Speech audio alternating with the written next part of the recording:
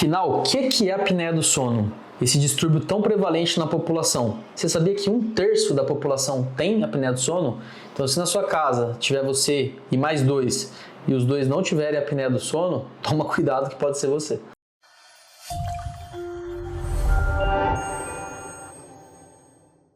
Eu sou Guilherme Brassanini, sou médico otorrinolaringologista com ênfase de atuação em sono e hoje eu vou falar para vocês um pouquinho sobre a apneia do sono, uma doença que afeta cerca de 30% da população aqui em São Paulo, tá? Dados levantados pelo Ipsono, um estudo realizado pelo Instituto do Sono aqui de São Paulo. Bom, primeiro a gente tem que entender que a apneia obstrutiva do sono ela é uma doença, né? Ela já foi chamada antigamente de síndrome da apneia obstrutiva do sono. Hoje em dia a gente não utiliza mais esse termo. A apneia obstrutiva do sono ela é uma doença onde a pessoa enquanto dorme, tem pausas respiratórias completas, que a gente chama de apneias, ou parciais, que a gente chama de hipopneias. Então, as apneias e as hipopneias são os principais eventos respiratórios relacionados à doença apneia obstrutiva do sono, tá? Então, a apneia, por definição, é uma obstrução completa da via aérea, onde o fluxo de ar que passa do nosso nariz, da nossa garganta até nossos pulmões, ele é interrompido completamente.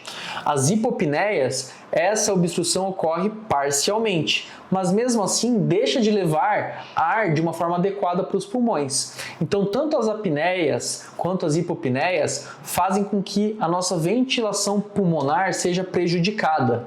E o que acontece nessa ventilação pulmonar? São as famosas trocas gasosas, né? Então, a gente respira oxigênio, tem uma troca ali, né, onde a gente libera o gás carbônico.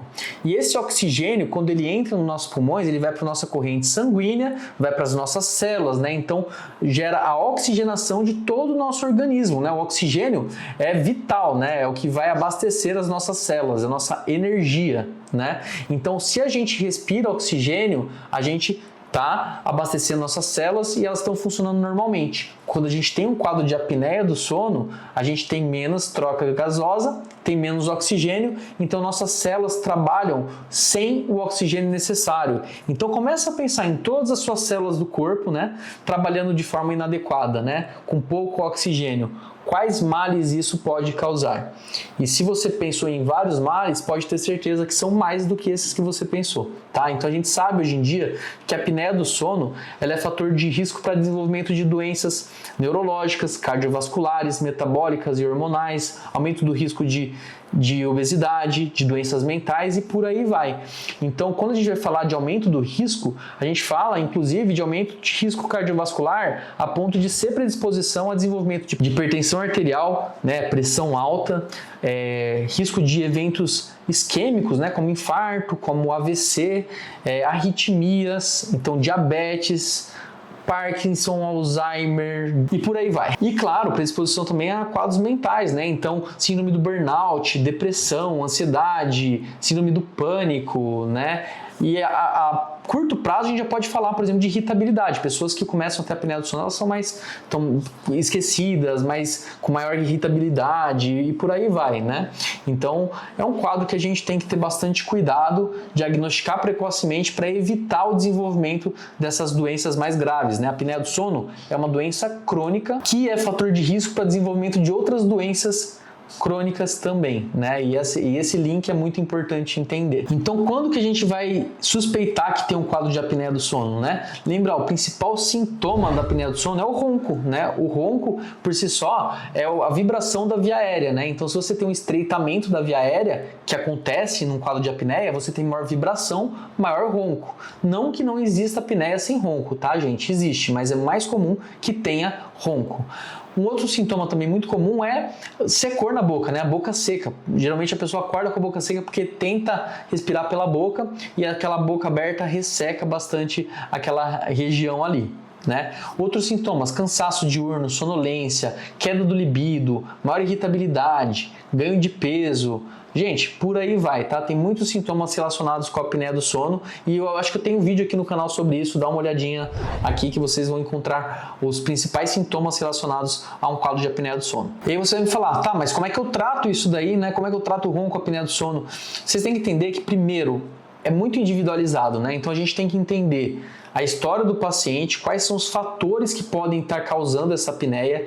Para isso é necessário um exame clínico, uma avaliação anatômica detalhada no consultório, então vê garganta, a gente vê nariz, faz uma endoscopia nasal, que entra uma câmera no nariz, vai até por trás da garganta para a gente conseguir ver sítios de obstrução que pode estar relacionada com uma apneia do sono. E também a gente faz um exame de polissonografia, né? Essa polissonografia, ela vai avaliar tanto o sono do paciente quanto todo o quadro cardiorrespiratório. Então é aí que a gente consegue entender se a gente está tratando só de ronco ou se a gente está tratando de apneia do sono de fato. E se essa apneia do sono ela é leve, se ela é moderada ou se ela é grave. E para a gente classificar dentro dessa gravidade, a gente precisa de ver alguns fatores na polissonografia, como o número de eventos respiratórios, qual evento respiratório predomina. Lembra que eu falei das apneias e das hipopneias? É claro que um quadro onde apneias predominam, que são obstruções completas, predominam sobre hipopneias, que são obstruções parciais, são geralmente quadros mais graves. Se esses eventos cursam com uma queda importante do oxigênio no sangue, então quanto menos oxigênio tem, mais grave também o quadro de apneia do sono, né? Quanto mais esse paciente fica com a saturação abaixo de 90, mais grave é. A gente consegue ver frequência cardíaca. Se esse paciente já começa a ter alterações de frequência cardíaca durante o sono, também é um critério de gravidade. E uma outra coisa também é a própria despertabilidade, o quanto que esse distúrbio respiratório faz com que a pessoa fragmente o sono. E são despertares que ela nem percebe, tá? A gente chama de microdespertares, onde o nosso cérebro entra em vigília de 3 a 15 segundos. Então a pessoa nem percebe que acordou, mas isso é o suficiente para fazer com que ela não consiga ter uma estabilização do sono, não chegue em sono profundo, não chegue em sono REM, e aí tá mais um fator de risco para o desenvolvimento de doenças, né? Se você não chega em sono REM, sono profundo, que são fundamentais para a reparação do seu organismo, então maior risco do desenvolvimento de doenças lá na frente. Mas então é isso, o tratamento a gente vai escolher baseado nesses critérios, então, anatomia do paciente, clínica e gravidade da apneia do sono. E eles vão variar desde uma medida comportamental, por exemplo, de fazer o paciente dormir de lado, perda de peso, ou até mesmo o uso de CPAP, que é um aparelho de pressão contínua que joga pressão para dentro dessa via aérea. Importante a avaliação anatômica para ver se tem alguma alteração que faça com que o paciente melhore, com uma cirurgia, com laser, e sempre lembrar que uma fonoterapia, que são exercícios com a garganta, podem também ajudar bastante em alguns quadros, tá?